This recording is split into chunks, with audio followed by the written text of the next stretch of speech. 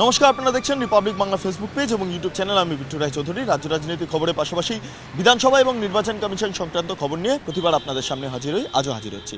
বিধানসভার অধিবেশন শুরু হয়েছে এবং এই বাজেট অধিবেশনের আজকে দ্বিতীয় দিন ছিল এবং দ্বিতীয় দিনে একটা বিষয় সামনে এলো, এসওপি রিপোর্ট।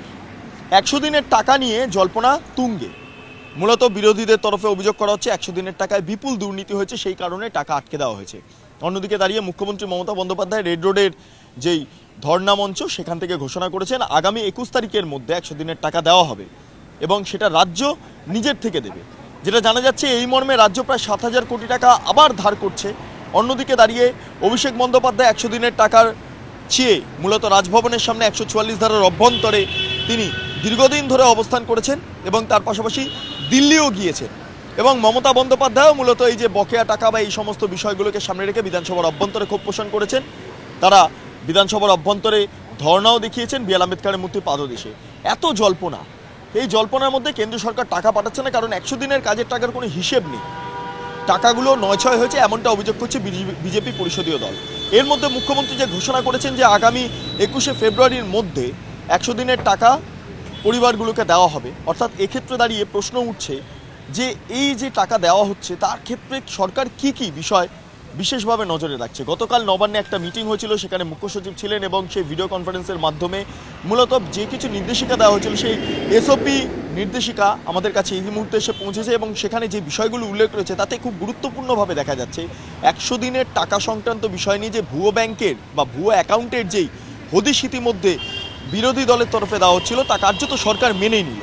কী কী পয়েন্ট উল্লেখ রয়েছে প্রথমেই বলে রাখা ভালো যে এসওপিতে দেখা যাচ্ছে 5 নম্বর পয়েন্ট থেকে 9 নম্বর পয়েন্ট পর্যন্ত যে যে নির্দেশিকাগুলো দেওয়া হয়েছে তাতে করে স্পষ্ট যে এই রাজ্যে 100 দিনের নামে ভুয়ো অ্যাকাউন্ট একাধিক তৈরি হয়েছে। এবং নির্দেশিকাগুলো পরপর একটু আপনাদের জন্য বলছি যে প্রথমেই বলা হচ্ছে যে ভেরিফিকেশনের সময় সমস্ত শ্রমিকদের ব্যাংক অ্যাকাউন্টের ডিটেলস এবং শ্রমিকদের তথ্য যাচাই করতে হবে। 2 নম্বর বিষয়, ব্যাংক অ্যাকাউন্ট ভেরিফিকেশনের সময় যদি দেখা যায় কোনো শ্রমিক নতুন অ্যাকাউন্ট খুলেছেন সেক্ষেত্রে বিষয়গুলো খতিয়ে দেখতে হবে। অন্যদিকে আরও বেশ কিছু বিষয় উঠে আসছে, যেমন মানরেগার টাকা যেন আধার কার্ডের সঙ্গে লিঙ্ক না থাকা ব্যাংক অ্যাকাউন্টে গিয়ে না পৌঁছায়, অর্থাৎ এক্ষেত্রে দাঁড়িয়ে আধার কার্ডের সঙ্গে ব্যাংক অ্যাকাউন্টের যে লিঙ্কটা সেই লিঙ্কটা খতিয়ে দেখতে হবে।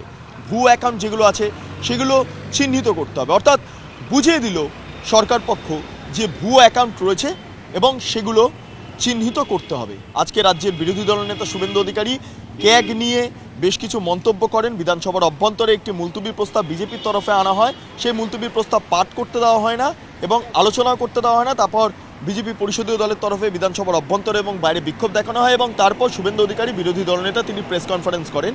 সেই প্রেস কনফারেন্সের মাধ্যমে মূলত যে বিষয়গুলো উত্থাপন করেন তার মধ্যে গুরুত্বপূর্ণভাবে এসওপির এই বিষয়টা রয়েছে। তাহলে এসওপির ক্ষেত্রে তিনি কি মন্তব্য পেশ করছেন আমরা যেটা দেখতে পাচ্ছি বা জানতে পারলাম যে তিনি বলছেন যে সরকার কার্যত স্বীকারই করে নিল যে ভুয়ো ব্যাংক অ্যাকাউন্ট রয়েছে এবং সেগুলো চিহ্নিত করতে হবে, অর্থাৎ সরকার বুঝেই গিয়েছে যে টাকার যেই দুর্নীতির অভিযোগ উঠে আসছিল তা বাস্তবে হয়েছে। এবং এক্ষেত্রে দাঁড়িয়ে শুভেন্দু অধিকারী আরও বেশ কিছু পয়েন্ট উত্থাপন করেন, যার মধ্যে 7,000 কোটি টাকা যে ধার নেওয়া হচ্ছে 100 দিনের টাকা দেওয়ার জন্য সে বিষয়টাও যেমন উত্থাপন করেছেন। তার পাশাপাশি এই যেই টাকা পাঠানো হবে তার সঙ্গে মুখ্যমন্ত্রীর শুভেচ্ছা বার্তা থাকবে এবং এই শুভেচ্ছা বার্তার মাধ্যমে মূলত ভোট আয় করার একটা কৌশল তৃণমূল কংগ্রেস সরকার নিচ্ছে, এমনটা অভিযোগ করেছেন বিরোধী দলনেতা শুভেন্দু অধিকারী। বলা বাহুল্য যে 100 দিনের টাকা পাচ্ছে না বলে যখন তৃণমূল কংগ্রেস বিক্ষোভ দেখাচ্ছে, যখন মমতা বন্দ্যোপাধ্যায় নিজের থেকে 100 দিনের টাকা দেবেন বলছেন, একটা ভোট স্টান্ট হিসাবে দেখা হচ্ছে গোটা বিষয়টাকে, ঠিক সেই মুহূর্তে দাঁড়িয়ে এসওপির যে বিষয়টা সামনে আসছে তাতে করে যখন সরকার বলছে যে ভুয়ো অ্যাকাউন্ট রয়েছে, তাহলে এটা মানতে কোথায় ক্ষতি রয়েছে সরকারের যে এতদিন ধরে দুর্নীতি এ রাজ্যে হয়েছে 100 দিনের টাকাকে কেন্দ্র করে।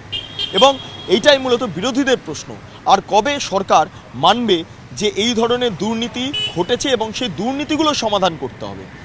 সমাধান সূত্র তো কোথাও বেরিয়ে আসছে না, উল্টে দেখা যাচ্ছে রাজনৈতিক যে বাতাবরণ তা আরও উত্তপ্ত হচ্ছে, কারণ সামনে লোকসভা নির্বাচন, যে যেরম পাচ্ছে, যে দল যেরম পাচ্ছে সেইভাবেই তারা ভোটের ঘুঁটি সাজাতে ব্যস্ত।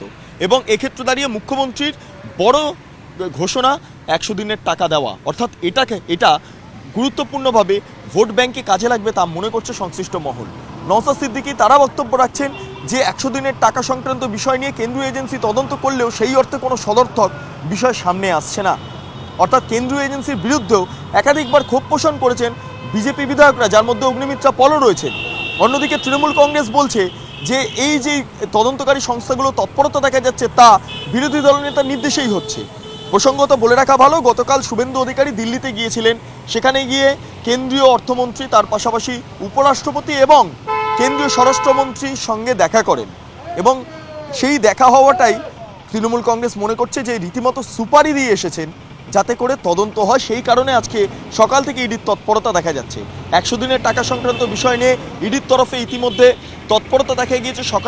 সকাল থেকে বিভিন্ন জায়গায় ইডি লাগাতার তল্লাশি চালাচ্ছে, লাগাতার অভিযান করছে এবং আগামী দিনেও এই অভিযান অব্যাহত থাকবে, তা আর বলার অপেক্ষা রাখে না। গুরুত্বপূর্ণভাবে এই দিকে আমরা যদি দেখতে পারি ইডির সক্রিয়তা কোন দিকে দেখা যাচ্ছে। আমরা জানি যে ইডি সবসময় কেন্দ্রীয় অর্থ দপ্তরের অধীনে কাজ করে, অর্থাৎ এক্ষেত্রে দাঁড়িয়ে গতকাল সীতারামনের সঙ্গে অর্থাৎ কেন্দ্রীয় অর্থমন্ত্রীর সঙ্গে দেখা করা শুভেন্দু অধিকারী, এইটা কার্যত বলা হচ্ছে তৃণমূলের তরফে যে এই দেখা করাটাই মূলত শুভেন্দু অধিকারী কার্যত টোপ দিয়ে এসেছেন যে এখানে যাতে ইডি এই 100 দিনের টাকা নিয়ে সক্রিয়ভাবে তারা তদন্ত প্রক্রিয়া চালায় এবং সেই মতোই হয়তো তদন্ত প্রক্রিয়া চলছে, এমনটা মনে করছে শাসক পক্ষ। অর্থাৎ শাসক পক্ষ এবং বিরোধী পক্ষের যে তরজা এই কেন্দ্রীয় এজেন্সি তৎপরতা নিয়ে, সেইটা যেমন গুরুত্বপূর্ণ, একইভাবে 100 দিনের টাকা সংক্রান্ত বিষয় নিয়ে যে দুর্নীতি হয়েছে এবং ভুয়ো ব্যাংক অ্যাকাউন্ট আছে সেটাও যেমন সরকার বলছে, কার্যত না বলার স্বরেই সরকার বলছে। অন্যদিকে দাঁড়িয়ে মুখ্যমন্ত্রীর এই ভোট স্ট্যান্ড, অর্থাৎ 100 দিনের টাকা নিজের অর্থ থেকে দেওয়া এবং সেক্ষেত্রে মুখ্যমন্ত্রীর ধার করা, অর্থাৎ যেই বাতাবরণটা এই মুহূর্তে গোটা বাংলা জুড়ে 100 দিনের কাজের টাকাকে নিয়ে তৈরি হয়েছে, তা বলা বাহুল্য ভোট রাজনীতিতে একটা গুরুত্বপূর্ণ অধ্যায় পালন করবে। থাকবে এই সংক্রান্ত খবরে। তবে অন্যান্য খবরে চোখ রাখতে অবশ্যই নজর রাখবেন রিপাবলিক বাংলা পর্দায়, কিন্তু কেবলমাত্র রিপাবলিক বাংলা ফেসবুক পেজে নয়, ইউটিউব চ্যানেলে নজর রাখতে ভুলবেন না। তার পাশাপাশি বিভিন্ন সোশ্যাল মিডিয়া সব কিছুতেই আপনারা নজরে রাখুন এবং এর পাশাপাশি অন্যান্য ক্ষেত্রে অর্থাৎ ওয়েবসাইটের মাধ্যমেও আপনারা রিপাবলিক বাংলার সমস্ত তথ্য বা রিপাবলিক টিভি বা রিপাবলিক ভারতের সমস্ত তথ্য আপনারা পেয়ে যাবেন হাতের মুঠোয়, মুঠোফোনের মাধ্যমে। সঙ্গে থাকুন, দেখতে থাকুন রিপাবলিক বাংলা। ধন্যবাদ। নানা ধরনের কন্টেন্ট দেখার জন্য লাইক করুন, শেয়ার করুন আমাদের ফেসবুক পেজ, সাবস্ক্রাইব করুন আমাদের ইউটিউব চ্যানেল। পাশাপাশি অন্যান্য ব্রেকিং নিউজের জন্য অবশ্যই চোখ রাখুন রিপাবলিক বাংলায়।